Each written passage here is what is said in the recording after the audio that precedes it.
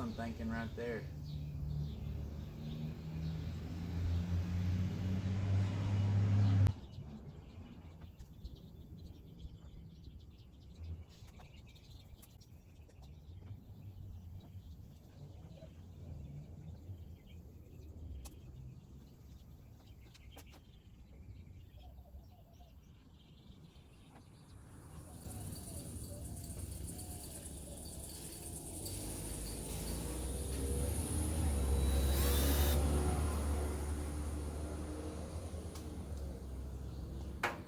The point of no return.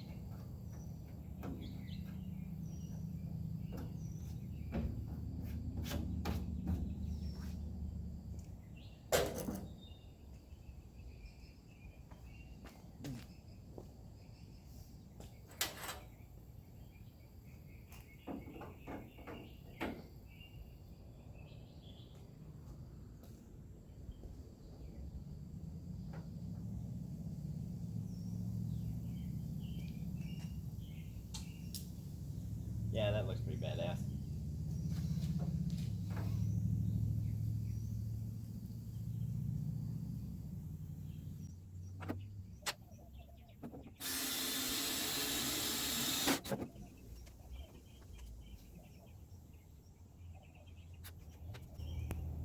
Went ahead and drilled all the way through because I'm going to have to make the cover. It's a little bit wider than what the bed rails allow. I'm just going to make it out of like diamond plate or something, and it's got to be a little bit deeper in there if I can get this 90, with this fitting somewhere in there, but I need a little bit more depth. So drilled me a hole all the way through with the pilot drill bit in the center, and that way I know where to cut for my plate on the inside.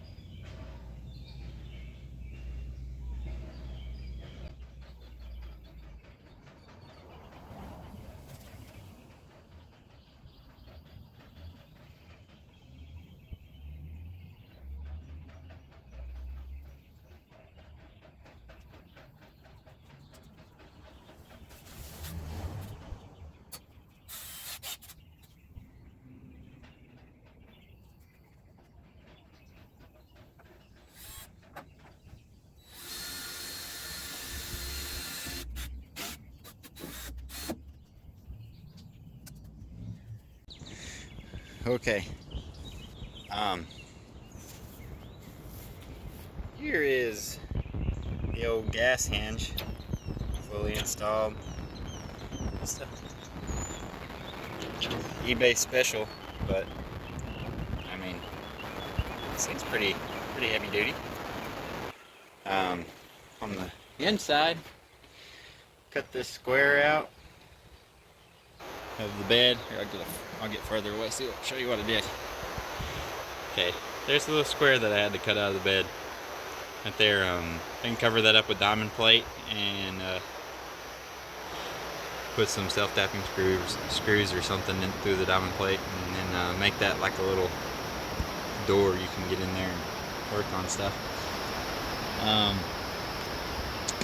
I had a pipe that was a 90. This was actually this hose right here was straight and then 90'd at the bottom. No, it 90'd right here. Yeah, it 90'd at the top and then went straight down. I'm gonna have to get like a P-shaped hose, almost like a P-trap turned sideways. And I think this is just radiator hose anyway, because you gotta just, you know, barely squeeze on the handle to fill her up. And underneath, my janky situation up under here. Okay, there is an exhaust tubing there where that down here meets, and then this exhaust tubing is this is all 1 3/4 that I have, and then the same on the Blazer tank. But this is just a 90, and then I have these little straps here. My intention was to make a ground for this 90, but it ended up just being a temporary pull that into place right there behind the wheel well. And then this is my vent hose for now.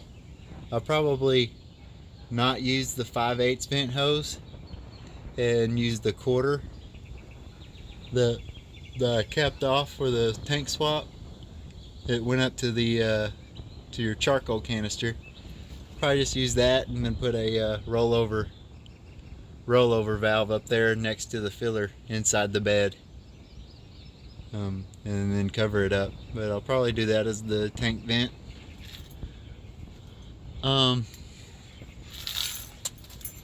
What else? I put some brake lines and made them in the rough country extended brake line, and then I extended my differential vent, or whatever that's called. But the brake lines, that nickel copper stuff, is pretty easy to use. I might have to redo this side. Oh, wait, sorry. This side right here. I might have to redo that one. But the left side looks good. I accidentally bent that one a little sharp right there on the right. Right after the extension cable. But that's because I started making my line from this side in. But it's easier if you do like a 90 here out and fix it to your wheel well. I mean your brake, and then bend it as you need and go this way, and you can make some real nice close to the differential lines. That's what I did on the the driver's side. So I started from the outside in instead of inside out, and I did that one second prior to this one.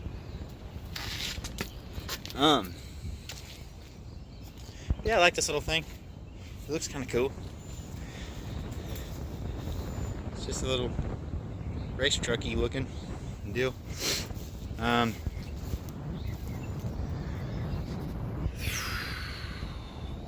didn't have to cut my bed, at least the floor of the bed anywhere, just the inside right there, and then I need that P-shaped pipe hose anyway to find it somewhere. I took it for a test drive. I'm sorry I didn't do this all on video. I've been going at it, trying to get this thing running and drivable. And I took it for a test drive today,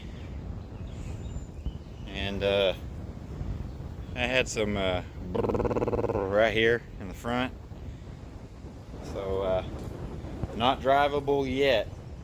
And then I went and, you know, touched my hubs there, and they were pretty warm. So I'm saying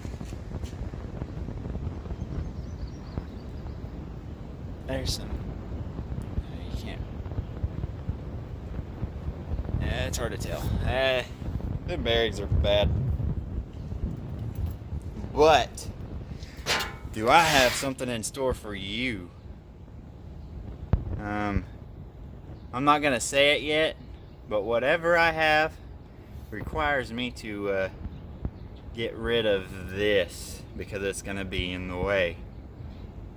So if you know what I'm gonna put on there, then good for you. You know your shit. But yeah, so I gotta get all this crap tore apart. It should be expected. I've already went through everything on this truck except for this freaking axle. Hopefully one day I'll 8-lug it and throw a 14 bolt in the back. I probably wouldn't do like a Dana 60 up front or something because it's expensive, and I really don't see me just thrashing on this thing yet. It's kind of like it's supposed to be a tough daily driver, but you know, maybe one day. Well, this stuff is all painted up in here, but yeah, maybe one day it'll be an off-road toy, but for now I'm trying to make it reliable, and it is definitely not. It sounds like a freaking pop can just rolling down the road. Everything has got a shimmy to it, shaking and rattling. But that's what you get when you buy 30-year-old trucks. I put little headlight bezels in it because I had two separate ones. I think this one over here was a Chevy and that one over there was a GMC. So I went to Chevy on both sides, and then I'm going to do the old front grill delete and put a Phantom fill up wasted space grill in there. And then I need to get this little thing. I'll probably just do the whole thing because whoever had the truck before me painted everything and it looks like garbage. But yeah, I need a two-wheel drive steering box, so I gotta order one of them. I'll keep you updated.